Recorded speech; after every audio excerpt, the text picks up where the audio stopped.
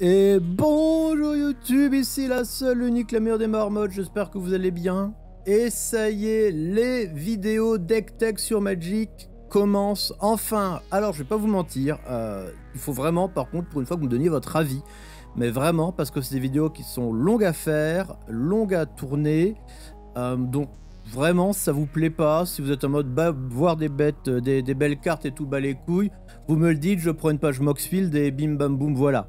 On peut le faire comme ça aussi. D'ailleurs, pour suivre cette vidéo plus facilement, le lien Moxfield est juste en dessous pour pouvoir voir le deck et voir les cartes. C'est que surtout avec certaines artworks, c'est un peu compliqué. Mais moi, j'ai envie de vous partager de la belle carte. Voilà, j'ai envie de vous partager pas un vieux truc de vieux écran d'ordinateur. Les cartes, c'est physique.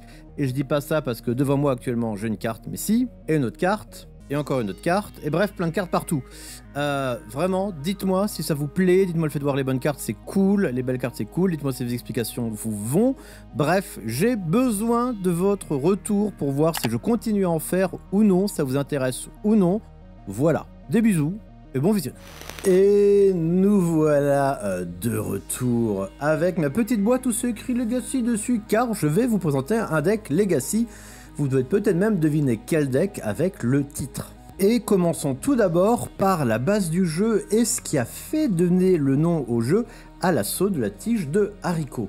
À l'assaut de la tige de haricot, c'est extrêmement simple. Le principe de la carte, c'est un enchantement. Quand il arrive, tu draws une carte et dès que tu joues un spell qui coûte 5 ou plus, tu draws une autre carte.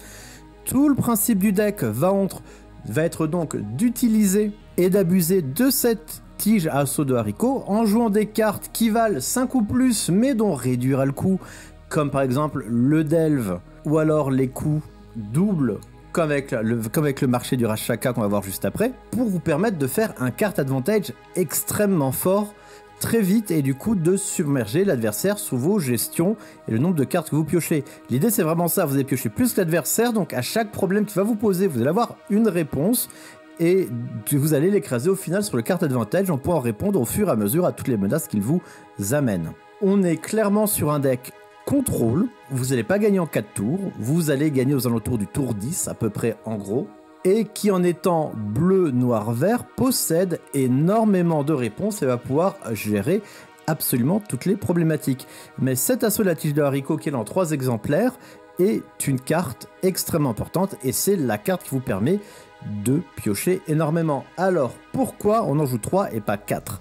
Quand vous jouez une carte en 4 exemplaires, vous partez du principe que cette carte est indispensable à votre jeu et que vous n'avez aucun problème à en piocher, on va dire 2 voire 3 dans les 20 premières cartes de votre jeu.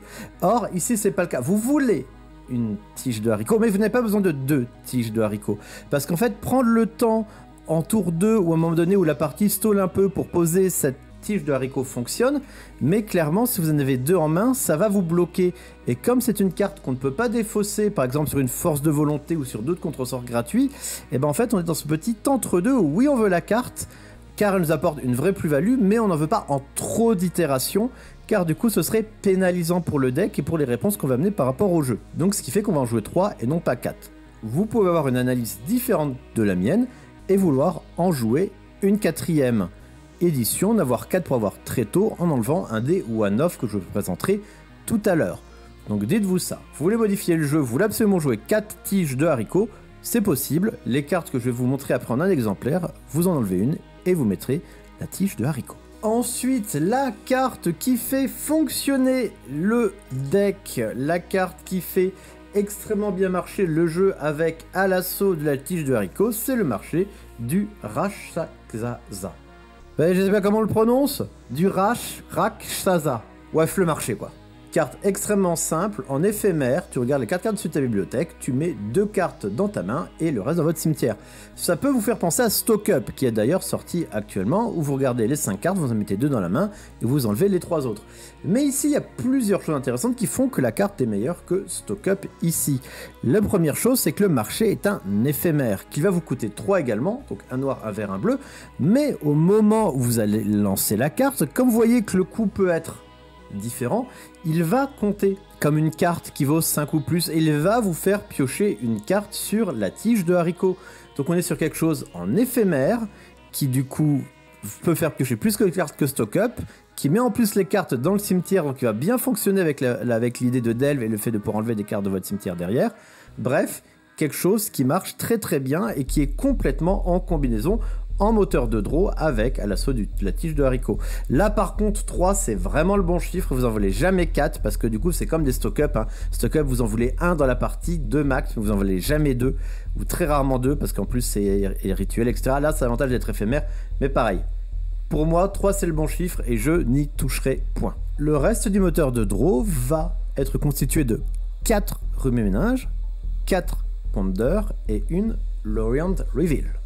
Là, Lorient révélé, j'ai pas besoin de vous parler de cette carte. Alors, ça n'existe pas. Ça, 5, ça n'existe pas. Draw 3 cartes, ça n'existe pas. En fait, ça existe tellement rarement que vous êtes là parce que justement, c'est Island Cycling. En étant donc Island Cycling en Legacy, comme en Vintage, ça vous permet d'aller chercher des cartes qui sont des îles. Qu'est-ce qu'une île en format Legacy ou Vintage? Vous savez pas? Vous savez pas? Eh ben, vous allez bientôt le savoir quand vous verrez les terrains. Restez pour la suite de la vidéo. Et si jamais la partie dure vraiment trop longtemps et que vous êtes dans un monde où vous avez 5 mana dégagés, vous pouvez payer 5 pour piocher 3 cartes. Alors, je vais pas dire que j'ai des milliards de parties avec mon deck. J'en ai au total en BO3, j'ai dû jouer 50 entre 50 et 60 BO3 avec ce jeu. On va pas se mentir, ça m'est arrivé. Eh ben ça m'est jamais arrivé de pouvoir le jouer pour 5. Mais voilà, c'est peut-être possible un jour. L'idée est donc plus que ça permet d'enlever un terrain de son jeu, peut-être un peu comme si on jouait 59 cartes, et du coup de donner un avantage. Comme je sais que vous aimez bien les artworks alternatifs, je suis obligé de vous montrer ce Brainstorm. Alors pareil, Brainstorm, pourquoi c'est aussi fort et aussi joué? C'est extrêmement simple. Tu peux le jouer en éphémère et après si jamais tu as un terrain que tu casses sur la table, donc tu prends 3 cartes, tu pioches 3 cartes, t'en mets 2 au-dessus, 2 qui te plaisent pas, après hop, tu casses un terrain pour mélanger ton jeu et hop, les 2 cartes que tu ne voulais plus au-dessus de ton deck, tu les as remélangées, tu es sûr de ne plus les piocher. Ce qui fait littéralement piocher 3 cartes et enlever 2 cartes que vous ne voulez plus piocher de la partie. C'est extrêmement fort, c'est éphémère et du coup c'est vraiment un staple, c'est un must-have. Dès que vous jouez bleu, que vous voulez un petit peu piocher, que ce soit en Legacy ou en Vintage. D'ailleurs, petit Brainstorm. Vous avez cet artwork magnifique d'ailleurs qui vient du carnet de Chandra et Jace. Là, je sais plus comment ça s'appelle, je crois. Petit Brainstorm comme ça. Celui-là, Archive Mystique, l'archive mystique, le chat qui se prend la tête. Archive mystique de Strixhaven, artwork incroyable. Le Brainstorm là, Secret Clair, bien entendu. J'espère que vous aimez les carpes bien pimp, hein, parce que moi, j'ai un sachet que dans toutes mes vidéos que vous verrez, autant que faire se peut, j'ai un seul leitmotiv. Si j'ai 4 exemplaires d'une carte, elle doit avoir 4 artworks différentes. J'espère que vous êtes prêts. J'espère que ce plaisir. Hey, d'ailleurs, je tiens à noter, ces cartes sont slivées. Voyez-vous, je suis quelqu'un de bien. Moi, je connais des personnes qui slivent pas leurs cartes chez eux, je ne les citerai pas. Je les ai vues, de moi-même de mes yeux. Je refuse l'opprobre qui me tombe dessus là-dessus. Je vais pas dire l'opprobre quand même. Le Brainstorm, du coup, cela. Et le nouveau Brainstorm incroyable, Final Fantasy XIV, bien sûr, avec Anne Walker. Vraiment, ce Brainstorm absolument fou. Depuis qu'il est sorti, je pense que je vais en mettre que 4 dans tous mes jeux, parce que je sais qu'en plus, ça énerve un peu les gens. Donc, partie Brainstorm, utilité incroyable. Et l'autre carte qui est vraiment le staple de fou furieux, c'est évidemment Ponder. Ponder qui nous dit, avec en plus un artwork Donjons et Dragons, du guide Donjons et Dragons 4ème édition 2008, qui ne dépareille pas du tout dans l'univers de Magic. Attendez, un dragon qui réfléchit, voilà. Pareil, l'idée est la même. Si tu regardes les 3 cartes de ta bibliothèque, tu peux les mettre au-dessus dans l'ordre que tu veux, et si ça te plaît pas, tu mélanges, et après tu pioches. Donc encore une fois, ça permet de voir 4 cartes, enfin de voir déjà 3 cartes. Si les 3 cartes ne te plaisent pas, tu mélanges et d'en piocher une 4ème différente. Donc en fait, en termes de scrutation de bibliothèque, pour seulement un mana, c'est ce qu'on fait de mieux. Parce que souvent, du coup, c'est Surveil 1 ou 2, ou etc. Mais tu vois jamais autant de cartes que sur un Ponder. C'est pour ça d'ailleurs que Brainstorm et Ponder sont là toujours en x4 dans tout ce genre de jeu. C'est parce qu'en fait, en termes de ce que tu vois de la bibliothèque, c'est très très bon. Donc on a un Ponder comme ça dans Donjons et Dragons. On a un magnifique Ponder. Oh là là, vous l'aimez un Ponder avec une tortue qui mange de la pizza, avec un donut, des oiseaux et un hamburger. Vous êtes heureux, hein, c'est bien pour votre immersion. Vous avez bien votre pour immersion de Magic, hein? Vous êtes immergé là dans la fantasy. T'avais un artwork beaucoup plus classique aussi, pareil pour le Secret Lair. Je crois que c'était Black is Beautiful, qui est également très sympathique, du coup avec le côté un peu devineresse du futur. Et un côté Magic drogué. Voilà, avec tous les lumières voilà, avec tous les yeux qui tombent, très lacrymal, que moi j'avoue que je mets beaucoup, mais qui est encore une fois un petit peu atypique. Donc voilà, donc là du coup c'est pour le côté pioche du jeu.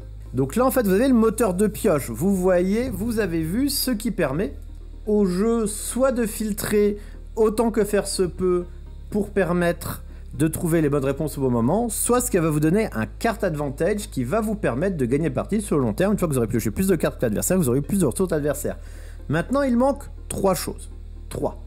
Les terrains, la base de mana, bien sûr, les créatures et la gestion. Ça tombe bien, je vais vous proposer ces 3 choses. Et on va commencer par les créatures. Ici, rien que de très classique, Murktide des gens, Maître des Archers-Orques, Uro et Léovold. Alors c'est faux, Léovold n'est pas du tout classique, mais je vais pas vous mentir et je vais vous en parler. Léovold est une de mes cartes préférées de l'existence de Magic en Sultai, et dès que je peux la jouer dans un jeu, je la joue, c'est mon péché mignon. Alors est-ce que j'ai vraiment besoin de vous présenter Murktide Régent? Alors Murktide Régent, version Secret Lair, bien sûr, Illdwelve. Du coup, se dire que au lieu de payer son coût de 7, vous pouvez virer des cartes du cimetière pour descendre jusqu'à 2 et il ne coûte que 2 mana bleus. Vous virez 5 cartes, hop, il y a 5 cartes en moins. Et du coup, c'est également, comme vous l'avez compris, le principe du jeu. Beaucoup d'éphémères, beaucoup de cartes de draw, beaucoup de cartes qu'on va mettre dans le cimetière, que ce soit avec le marché, que ce soit avec tous les petits éphémères. C'est vraiment l'idée. Beaucoup de cartes qui vont foncer dans le cimetière pour vous pouvoir permettre de jouer un maximum les cartes d'elves. Et on va le retrouver ici avec Murktide Régent. Donc Murktide des gens, enfin, c'est un grand classique. Il arrive en jeu pour chaque carte d'éphémère et de rituel que vous avez exilé. Et à chaque fois que vous exilez d'autres cartes, même pas qui quittent le cimetière, à chaque fois que des cartes d'instant, toute sorcerie quittent le cimetière, par exemple si vous voulez remonter dans votre main, par hasard, il gagne également un compteur.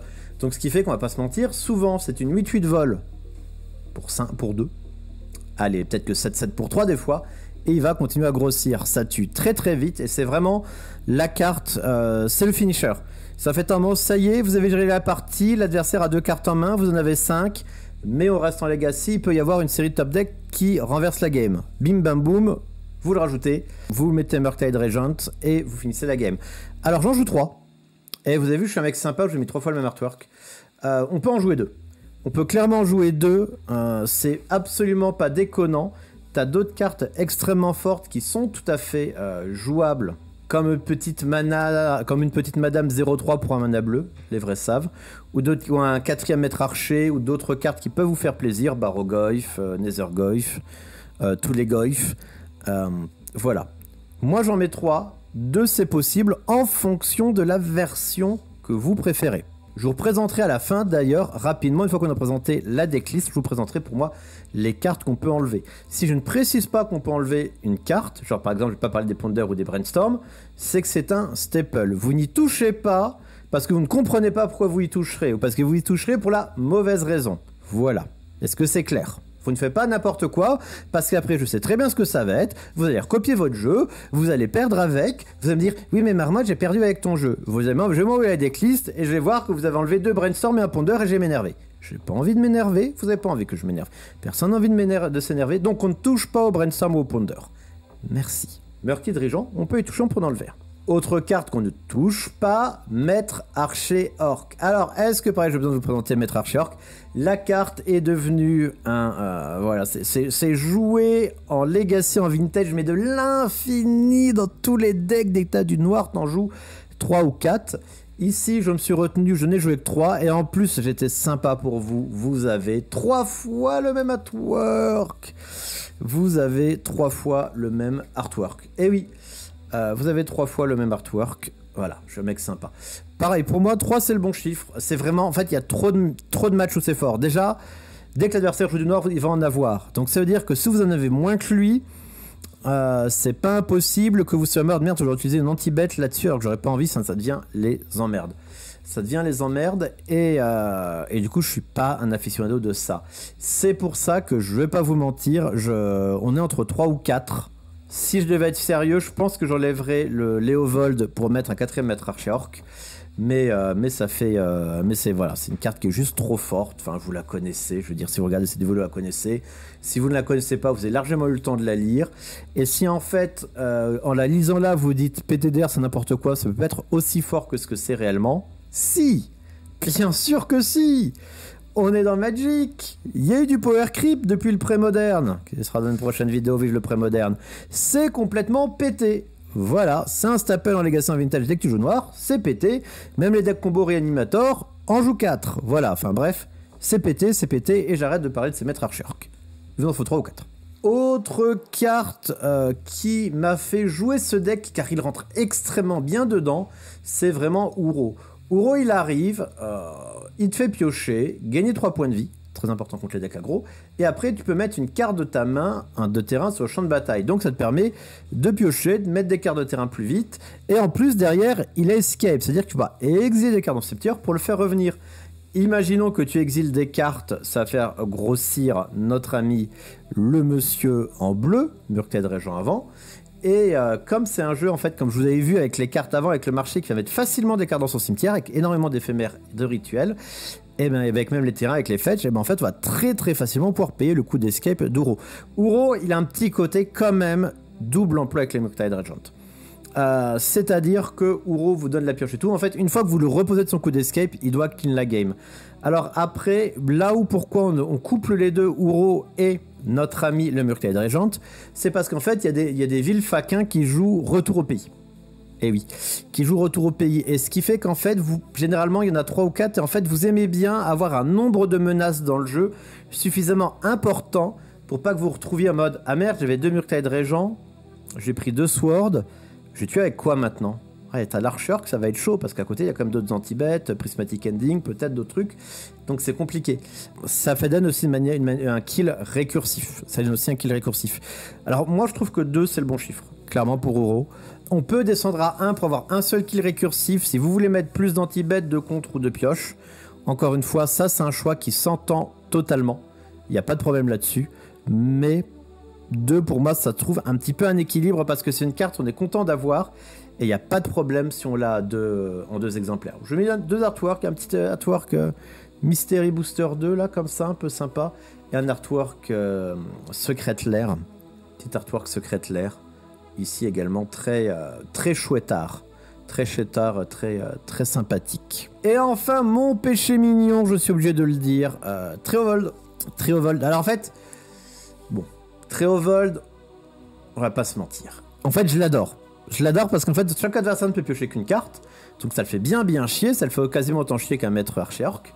Et en plus, quand un de tes permanents que tu contrôles devient la cible d'un sort ou d'une capacité, tu pioches une carte. Donc c'est-à-dire que dans tous les cas, il va se recycler. Et en tous les cas, l'adversaire ne peut piocher qu'une carte.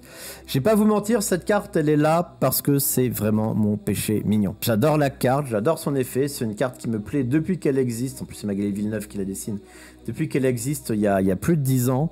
Et du coup, dès que j'ai un deck où je peux la mettre, où c'est pertinent, je la mets. Voilà. S'il y a une carte que vous devez enlever dans le jeu, en priorité, pour mettre autre chose, parce que vous avez envie de mettre autre chose, parce que j'en reparlerai après, l'avantage de ce deck, c'est qu'il a une liberté créative également, ce que ne permettent pas tous les jeux.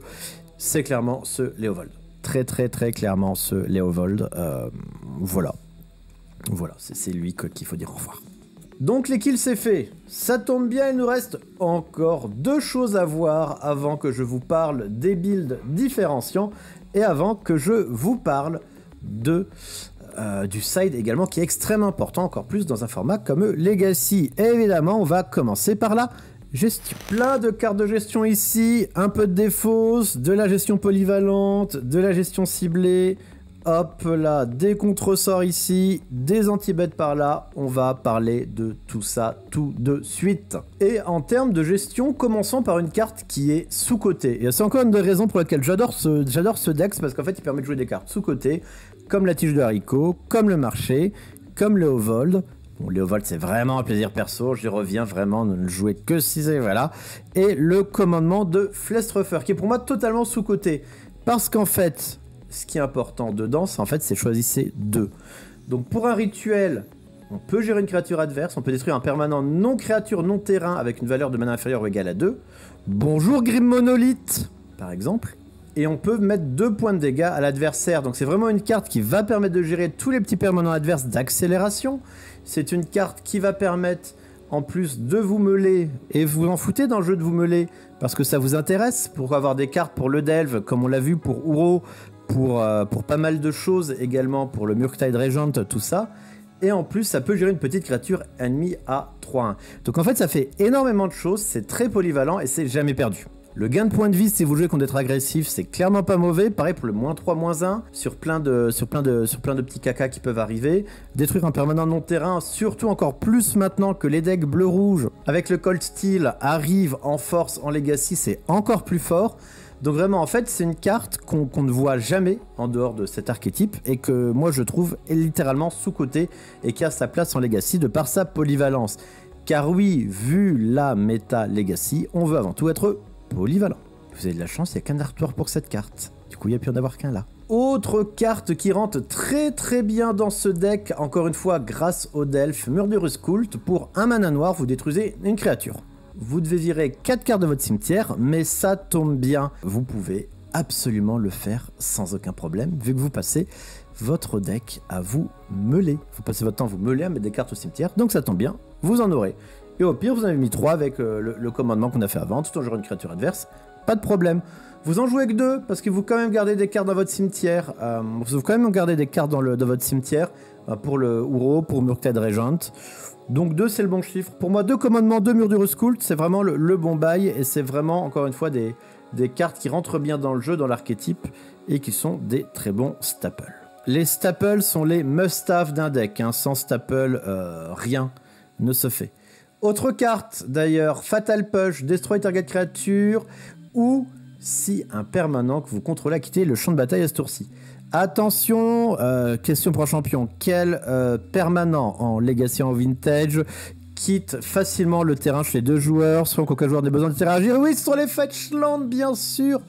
Donc voilà ce qui se passe, vous avez un Fetchland, vous le craquez, vous mettez un terrain avec du noir, Battle at the Big Bridge, ou Fatal Push, vous détruisez une créature qui vaut 4 ou moins, soit environ 99% des créatures du format, en dehors de Murktide Regent et de certains psychopathes qui jouent Eldrazi, et vous bolossez absolument tout très très facilement, et pour 3 francs 6 sous, vraiment c'est oui, cette carte c'est oui, ce Battle at the Big Bridge, et ça donne beaucoup de bonheur. 3 pour moi, pareil, c'est le bon exemplaire. Plus, c'est un peu enquiquinant parce qu'il y a quand même pas mal de decks qui ne jouent pas de créatures, on est en Legacy, je rappelle. Et qu'en plus, vous avez 2 Murderous Cult qui font également 7 emplois. Allez, 3 artworks, évidemment l'artwork Looney Tunes, en plus juste avant de l'artwork Final Fantasy. Et quand même un petit artwork Friday Night Promo, car j'ai une âme. En parlant d'âme, par contre, si jamais vous êtes facilement choqué par les forces de volonté quand elles ne sont pas alliances, qu'il cette deck tech. Autre staple obligatoire en 4 exemplaires. Je suis désolé si vous ne jouez pas 4 Force of Will dans ce jeu en Legacy. Merci de quitter immédiatement cette vidéo en laissant un pouce bleu et en disant pardonne-moi Marmotte, excuse-moi, je vais en jouer 4. Force of Will, donc très bien, You Pay and Life, Exile One Blue Card, ce que j'ai besoin, voilà, c'est vraiment le must-have, c'est gratuit, ça empêche de mourir sur des decks combos, ça permet à gérer des decks réanimators, ça permet de faire pas mal de choses, et du coup de tout gérer en fait, et évidemment vous avez suffisamment de cartes bleues dans votre jeu, avec les ponders, avec la draw, etc., pour pouvoir défausser une carte blue avec. Vous en avez évidemment 4, version... Double Master, je crois. Version moquette, invocation. Version, je sais plus laquelle. Et enfin, une autre version que je sais plus laquelle c'était. En fait, comme je cherche 4 artworks différents, je n'ai pas pu prendre la version Alliance, ça a été beaucoup trop connu. Elle était beaucoup trop connue. C'est pas possible, pas gérable. J'étais obligé de prendre des versions comme ça. Je pouvais pas prendre des belles versions, voyons. Enfin, pas des versions 4 fois la version Alliance. Pas quand même mettre plusieurs fois le même artwork, ça ne se fait pas. Alors, Eddie de Sheoldred. Eddie de Sheoldred. Du coup, là, on passe sur la gestion en one-off. C'est des cartes dont je vous parlerai après dans le côté. Je veux modifier le jeu. Comment je peux faire? Parce que certains deck tech que je pourrais vous présenter plus tard dans d'autres formats, alors je vais pas vous mentir, des decks Legacy, c'est vraiment la version test, c'est la version aussi parce que je vais vendre une grande partie du carte, parce que je vais surtout certainement passer, parce que oui, j'aimerais bien vous dire oui, moi je monte 3 decks Legacy avec les cartes que j'ai chez moi, c'est faux. J'ai aussi un peu marre de jouer le même deck depuis plus d'un an, donc du coup je pense que je vais vendre la plupart des cartes, Card Market, Best Marmot bien sûr, la vie, le sang, pour passer sur un de deck Legacy, alors que ce sera Dark Depths, que ce sera Dragon Mono Rouge, Eldrazi ou Bleu Rouge Cutter, je ne sais pas encore, mais je passerai sur un de ces decks, c'est sûr. Quand? Je ne sais pas, mais j'y passerai un jour. Eddie de Sheoldred, j'aime beaucoup la polyvalence, parce que c'est écrit créature et jeton de créature et l'adversaire sacrifie. Ce qui permet de gérer un True Name Nemesis, même si True Name Nemesis c'est plus trop joué, vous pouvez le détruire avec la 3-1 du commandement avant. En fait, ça permet de gérer un arpenteur que vous auriez du mal à aller chercher. C'est un peu le défaut du jeu. Chercher des arpenteurs pour ce deck là est un petit peu en kikinant, même si heureusement il n'y en a plus trop maintenant dans la méta, à part un certain arpenteur en bleu-noir qui est Dimir Tempo, qui est le deck Dimir Tempo qui est le deck aggro entre guillemets le plus joué actuellement, on en reparlera au moment du side.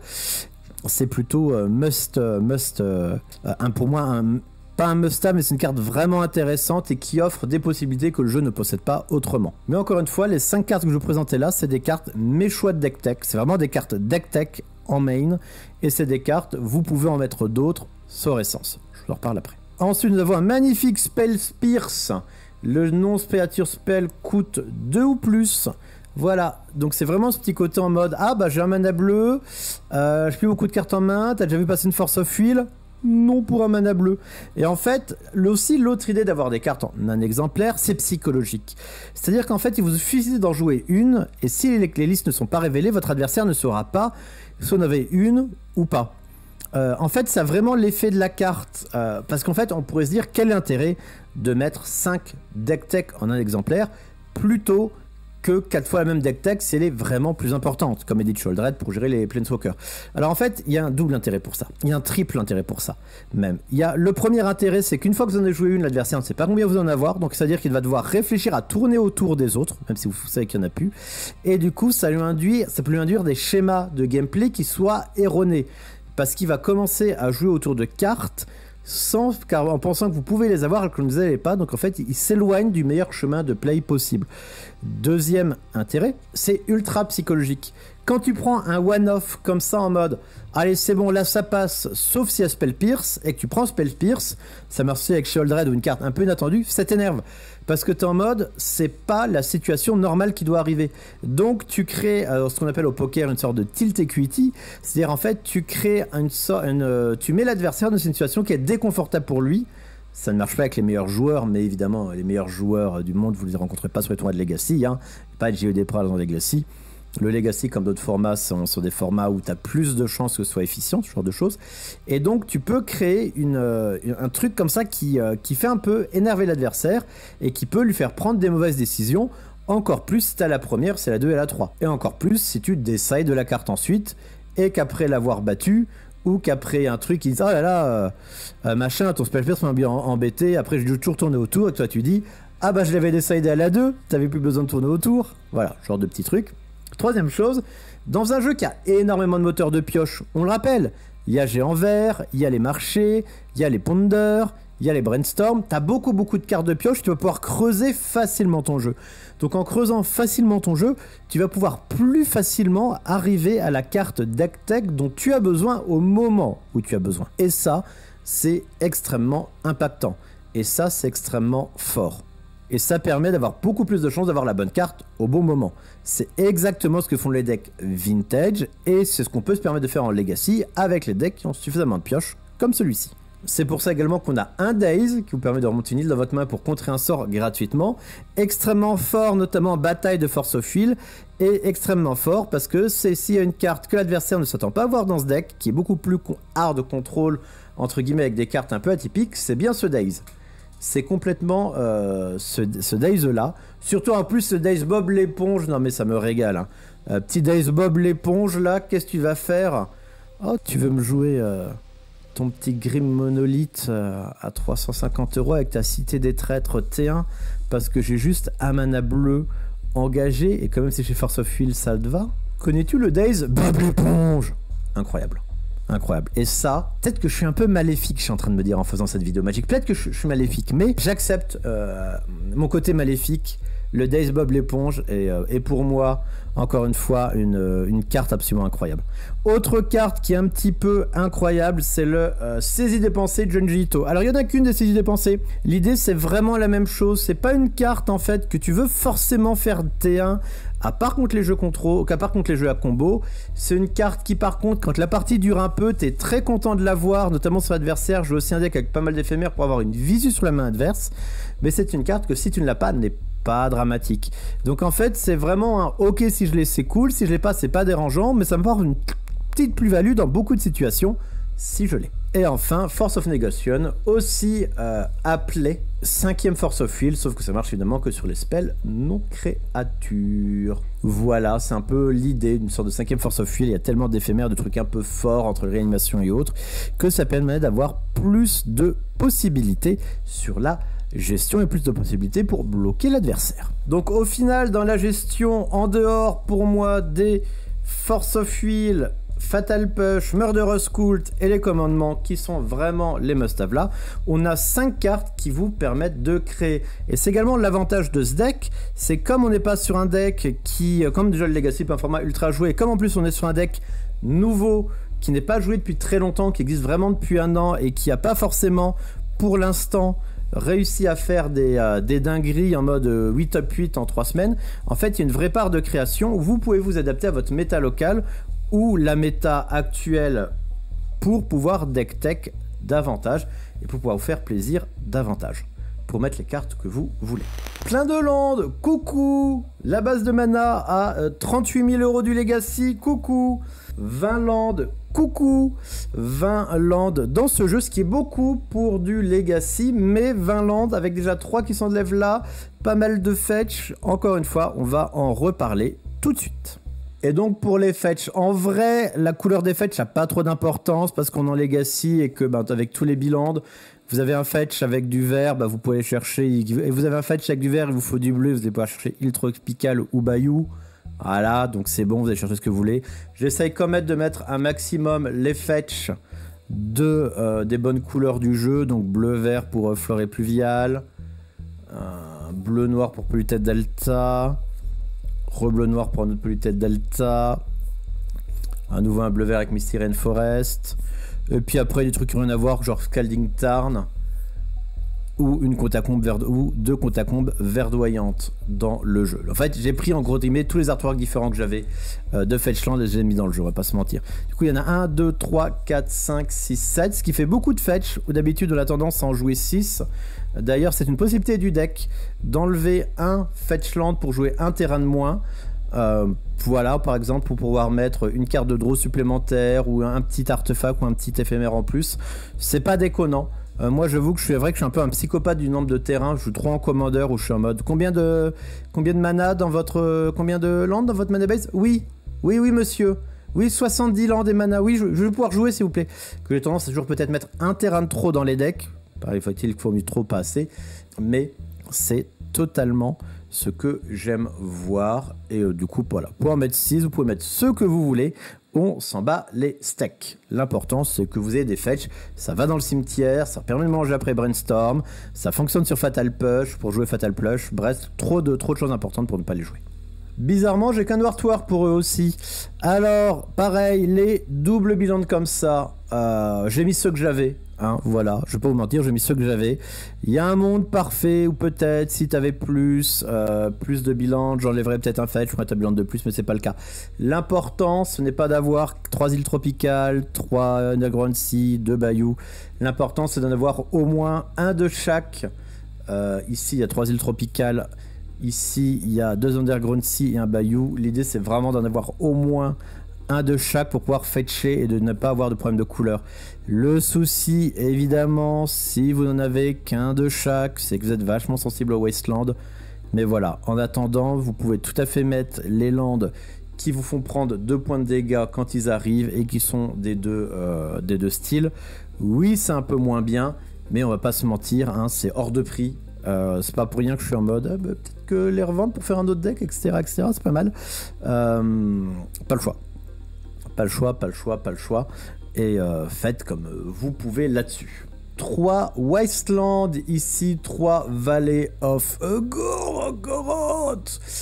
Wasteland, bah, voilà, en fait, pourquoi Wasteland? Bah, tout simplement parce que ça vous fait plaisir de jouer Wasteland. Ça vous fait plaisir de pouvoir aller casser des terrains à l'adversaire. Et c'est encore plus sympa d'ailleurs avec le commandant de Pestrefleur, où après vous remontez un Wasteland pour le rejouer, pour recasser un terrain à l'adversaire. Que du bonheur.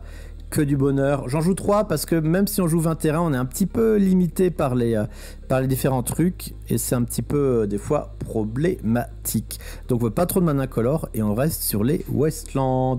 Et on reste sur 3 Wasteland, c'est le bon chiffre. Plus ce serait un petit peu trop poussé mémé dans les orties, à mon avis. Vraiment, on peut descendre à 2. En vrai, on peut descendre à 2 si vous êtes vraiment peur de manquer de mana coloré ou autre, ou si vous préférez jouer plus de terrain sur Veil ou autre. Mais 4, c'est 4, 6. En fait, voilà. Si vous voulez jouer un 4ème Wasteland, pour moi, ça prend la place d'une carte tech qu'on a vue précédemment. Donc, Valley of Gorgoroth, voilà, Wasteland comme ça. C'est bien, Wasteland, t'as 50 000 artworks différents, et ça, ce que j'aime bien.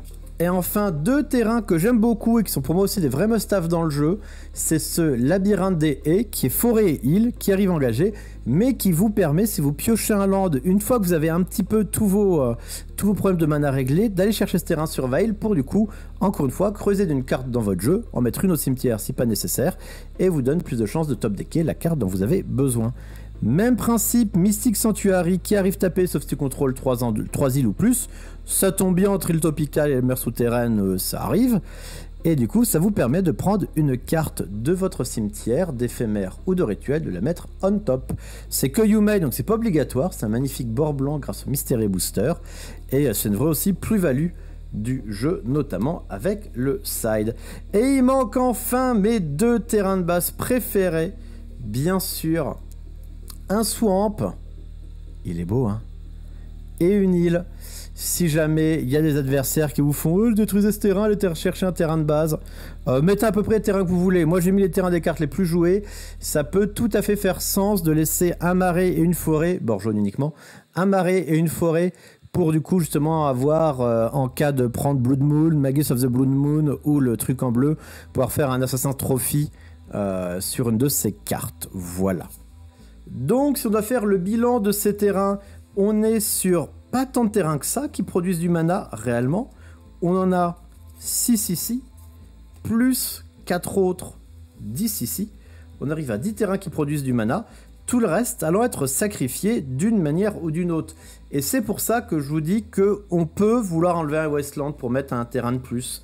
On peut vouloir enlever un fetch pour mettre un terrain de plus de base, ou alors on peut modifier les cartes qui ne sont pas des staples pour justement créer un petit peu plus. Voilà, vous avez à l'écran les cartes que je pense qu'on peut enlever. Ces cartes peuvent partir pour n'importe quoi. On peut vouloir mettre Vie du Terreau, Trophée de l'Assassin, des cartes que je vous présenterai en carte main deck, etc. Là, pour moi, ce sont les 8 cartes-là que tout à chacun peut modifier en fonction de son affinité des cartes, s'il veut tester des cartes, puisque peut avoir des cartes que je vous parle pas là, dont j'ai testé, et que je me dis, oh, finalement, bof, c'est pas si bien que ça. C'est vraiment...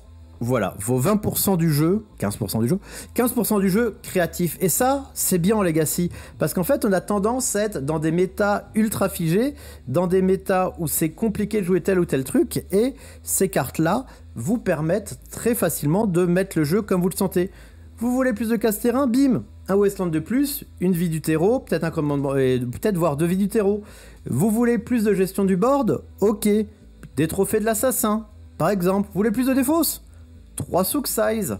Vous voulez Days, c'est votre carte fétiche, 2 Days en plus. Voilà, vous voulez une créature que j'ai pas parlé, comme Barrogoyf, je crois que c'est Barrogoyf le noir, ou le Strix bleu noir, ou je ne sais pas quoi. pas de problème, vous pouvez ici aussi avec ça. Donc in fine, ça nous crée beaucoup de possibilités avec ce deck. Et ça c'est cool. Honnêtement, vous prenez une decklist d'un Eldrazi, d'un Reanimator, d'un Dragon Aggro, d'un Dimir Tempo, vous avez modifié une carte, 2 cartes grand max. Là, non. Là, c'est comme vous jouez un jeu qui n'est pas tiers 1, vous jouez sur un jeu qui est tiers 2. Pourquoi ce jeu est tiers 2? Je vous en parle tout de suite après, dès qu'on commence le side. Sur un jeu qui est tiers 2, en fait, c'est un jeu qui n'est pas fixe. Comme il n'est pas fixe, vous avez 2 avantages. Avantage numéro 1, vous surprendrez vos adversaires. Ils ne connaissent pas votre decklist, ils ne savent pas ce que vous jouez. Ils voient un géant vert, ils bitent rien quoi. Comment ça géant vert? Mais tu joues quoi? Mais qu'est-ce qui se passe? Donc vous avez l'avantage de l'originalité d'une partie des cartes. Je suis désolé, hein, vous faites géant vert into commandement de Flastrefleur, il bégaye. Il est en mode, mais j'ai pas vu ça dans la dernière vidéo d'Ali Eldrazi ou dans le top 8 de MTG top 8, au secours, comment on fait? Mais je ne sais pas. Et donc, vous le sortez de l'adversaire des sentiers battus. J'avoue que j'ai une tendresse principale et très forte pour les decks tiers 2. C'est-à-dire qu'ils sont pas nuls, mais qui sont pas sur le devant de la scène. Donc vous allez sur un deck moins attendu où en plus vous pouvez créer. Si vous aimez bien faire les jeux, tester, rajouter des cartes, tout, etc., c'est quelque chose de parfait pour vous. Et en plus, ce deck peut vous faire gagner le tournoi. Voilà, on n'est pas non plus sur un deck trop lololol, 0-3 table du fond. On est sur un deck qui va se battre pour le top 8 et qui va se battre pour une place jusqu'au bout et qui peut complètement créer la surprise parce que l'adversaire ne s'y attend pas. Grâce à ces 8 cartes. Et grâce au reste, ce que je vais présenter avant. Mais pourquoi ce deck est-il tiers 2? Parce qu'en fait, actuellement, en Legacy, tu as l'éléphant au milieu du couloir, tu as l'éléphant au milieu du miroir, tu as le miroir sur l'éléphant, tu as Reanimator. Et Reanimator, tout le monde side contre pour virer les cimetières. Or, quelle est la problématique du jeu? C'est que tu joues beaucoup contre des gens qui vont vouloir faire mal à ton cimetière. À la deuxième, mais c'est pas grave car j'y ai pensé. Et oui, j'y ai pensé quand même. Et même si votre adversaire vous rentre des Turn of Script ou autre infâme Leyline du Void, ce n'est pas grave. Et ça va me permettre directement de parler du side et de parler qu'est-ce qui se passe si votre adversaire va vous rentrer des Legacy of the Void et des choses comme ça. Vous avez globalement ces cartes-là qui vont être impactées par le delve adverse en étant extrêmement impacté, parce que gros qui peut plus remonter, c'est horrible, et très fortement impacté par là. Vous notez d'ailleurs que toutes les cartes tech dont je vous ai parlé avant n'étaient pas impactées par des anti-cimetières adverses. Est-ce que c'était réfléchi? Évidemment. Mais avant de pouvoir vous parler de quoi sider, quoi décider, il faut vous parler du side, et on va en faire rapidement le tour. Une Souk Size pour toucher plus de défausse, consigne en mémoire pour tout deck à base d'Eldrazi, hein, on vous voit, bande de gros margoulins, et compagnie, hein, bien sûr, avec consigne en mémoire. Hydroblast ou Pyroblast, l'adversaire joue rouge, que ce soit Painter Mollard ou les nouveaux decks Dragon Super Aggro. Corbière illicite, x2, deux artworks différents, ou extraction chirurgicale x2, pardon, extraction chirurgicale ou Gravedigger Cage pour avoir 4 cartes anti-cimetière adverse, parce que vous voulez surtout pas prendre des cartes de Reanimator. Les cartes de deck tech de cimetière, mettez celles que vous voulez, que ce soit Spirit, que ce soit le Bomb Nil, Gravedigger Cage, que ce soit 4 extractions chirurgicales, le Legacy of the Void, Line of the Void, pardon, excusez-moi, la vidéo dure déjà depuis 1 heure. Voilà, c'est vraiment tout ce que vous voulez. Tout fonctionne très bien. Là, c'est venez comme vous voulez. Le 4e maître d'Archéorc, qui n'est pas main deck mais qui est en side. 2 fois notre ami le Barogolf, qui est notamment très très bon contre les decks agressifs grâce à son lifelink et qui permet également d'avoir du coup de rien, de juste très très bon contre les jeux agressifs. Force of Vigor pour détruire jusqu'à 2 cibles, artefacts ou enchantements gratuitement. Bonjour à notre ami Blood Moon. Et enfin, Carpet of Flower, qui vous permet d'ajouter plein de mana, notamment très bon en mirror pour avoir plus de mana d'adversaire et pouvoir faire plus de choses, notamment de pouvoir poser un régent gratuitement. L'idée, c'est qu'on a 2 cartes contrôlées de jeu rouge ou contre les decks du style rouge, dragon ou outre-jeu combo ou qui jouent du rouge en général, notamment les nouveaux decks bleu-rouge. 2 consignés en mémoire dès que ça joue Eldrazi ou des combos bizarres où ça ne paye pas de mana incolore. Une saisie dépensée supplémentaire contre les decks un peu contrôle, un peu mid-range, car vous voulez les enlever. Force of Vigor, car je n'ai pas besoin de vous dire qu'il y a des decks à base d'artefacts et d'enchantements, que ce soit des decks Nadu ou autres encore, et qu'on va pouvoir les gérer. Barrogoyf qui vous permet de mettre une pression supplémentaire très rapide et très efficiente, que ce soit donc contre d'autres decks un peu d'Ymir Tempo ou autre chose. Maître des archers orques, excellent dans énormément de miroirs, de match-up, mais inutiles dans d'autres.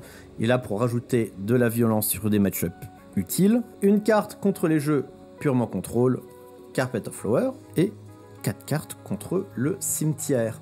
Alors, qu'est-ce que je changerais pas déjà là-dedans? Je ne toucherai pas, bon, en fait je vais pas toucher à mon side, en fait en vrai les 4 cartes anti-cimetière je ne toucherai pas. Après ça va dépendre beaucoup de la méta que vous avez et que vous attendez. C'est-à-dire, en soi les 11 autres cartes sont inutiles, mais les 11 autres cartes sont indispensables. C'est pas très clair, mais la méta c'est quoi? La méta de Legacy est ultra ouverte, en dehors de Reanimator. En fait t'as 2 jeux les plus joués, c'est Reanimator et Dimir Tempo. Dimir Tempo, c'est du Strix, c'est du Monsieur Orc, c'est du Murktide Regent, c'est en fait en gros une sorte de miroir où il joue pas du vert, dont où il a accès à moins de choses que vous, mais la Kasuk Size. Donc l'idée c'est en fait de post-side, de pouvoir enlever les cartes tech qui ne servent pas forcément dans le match-up, ou de pouvoir, ou du coup d'enlever les cartes qui vont beaucoup vous embêter si on vous gère votre cimetière. Donc l'idée, ben oui, le problème de Force of Vigor, si tu les enlèves, tu prends Blood Moon, t'es dans la merde. Carpet of Flower, c'est vraiment incroyablement fort, tant que tu l'as pas testé, tu te rends pas compte en fait. Tu lis le truc, tu dis, ben j'ajoute juste de la mana, c'est de la merde. Gros, quand t'as d'un coup 4 mana de plus que ton adversaire, qu'il a 4 mana, t'en as 8, t'inquiète que tes éphémères, que tu joues bien. Le marché, là, à 3, tu fais quoi? Il me reste combien de mana détapé? 5. Tu veux faire un truc? Je peux payer ma force of will à la main. Enfin, c'est incroyablement fort. C'est vraiment super fort. Ça donne un avantage de dingue. Barrogoyf, t'en as encore une fois vraiment besoin pour avoir un kill différent. Ça permet d'aller chercher des cartes de créatures. Enfin, c'est... et ça devient un monstre super vite. Et dès que l'adversaire joue un peu trop aggro, fait des trucs un peu bizarres, tu gères beaucoup de choses avec ça. Consigné en mémoire avec le grand retour des decks Eldrazi, vous gérez tout le deck Eldrazi avec juste une carte. Et vu qu'en plus, avec la duplication, vous jouez même les effets, c'est vraiment ultra fort. Saisie dépensée, pareil, on peut avoir tendance à enlever Treovold ou Murderous Cult pour rentrer ça. Pareil, Barrogoyf, Hydroblast contre les jeux, pareil avec du rouge, le deuxième consigné. Bon, ça c'est pire, c'est Hydroblast 2, mais c'est signé, c'est bêta, obligé quoi, de la jouer obligé. Et le maître archer supplémentaire. Mais donc voilà, c'est un peu là du coup ce que je vous dis pour le side, c'est un peu pas très clair. Mais en gros je vais vous donner quelques tables de side rapides. Vous jouez contre Reanimator. Le mec il joue des Orcish Bossmaster et en plus il vous joue des tons gigantesques super vite. Vous voulez rentrer maître des archers parce qu'il en a. Vous voulez rentrer Souk Size, et ça pour du coup pouvoir l'embêter un maximum. Qu'est-ce que vous allez vouloir enlever? Si on prend le deck où on a 6 cartes à enlever, on va vouloir enlever quoi? Léovold, trop lent dans le mirror, une carte.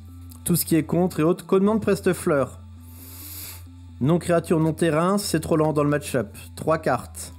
Et là, on arrive sur le truc qui me fait mal mais qui est vrai. Dans le match-up, vous ne voulez surtout pas vous engager 2 mana au T2. Vous voulez toujours avoir des manas disponibles. Vous enlevez les 6 cartes-là pour l'assaut. On enlève d'un seul coup la spécificité du jeu pour se diriger beaucoup plus vers un Dimir Tempo classique en gardant un maximum d'anti-bet, en gardant un maximum de défausse. On enlève les cartes un peu lentes, un peu tempo pour rentrer du gros lourd qui tâche et qui va vite. Pour gérer un maximum de cartes le plus vite possible. Vous jouez contre Dimir Tempo. Pareil, on enlève les Uro qui vont être vraiment trop lentes. Le match-up va beaucoup jouer en tempo d'éphémère. On va pas avoir 4 mana engagés. Léovold, pareil, malheureusement trop lent. Vraiment, en fait, Léovold, vous le savez à chaque fois quasiment. C'est pour ça que je dis que vous pouvez même l'enlever main deck. Wasteland, parce qu'en fait, il a besoin de 2 mana pour jouer. Il a les 2 terrains de base nécessaires vu qu'il joue que 2 couleurs. Donc, in fine, ça va pas suffisamment vous servir. Et un Sheoldred également, parce que vous voulez target les créatures. Vous avez plus d'anti-bet que lui, par contre, et vous rajoutez Barrogoyf, Carpet of Flower, c'est dépensé, Archer Orc. Alors, side un peu. S'il joue la partie Eldrazi, vous mettez ça. Si je joue la partie avec les rouges, vous mettez ça. Il y a 7 et 7. Là, par contre, vous voulez absolument garder vos Wasteland. Là, évidemment, on va enlever les Ovold. On va enlever les Uro, qui sont trop lents également. Les Wasteland, vous les voulez absolument. Tous les anti-bets, vous les voulez absolument. Alors, moi, je suis un peu bizarre. J'enlève les Maîtres Archer Orc. Parce qu'en fait, je pars du principe que le match-up ne se joue pas à la créature. Faites Maître Archer contre les Eldrazi ou ce qu'on appelle le jeu Dragon, Broadside et tout, etc.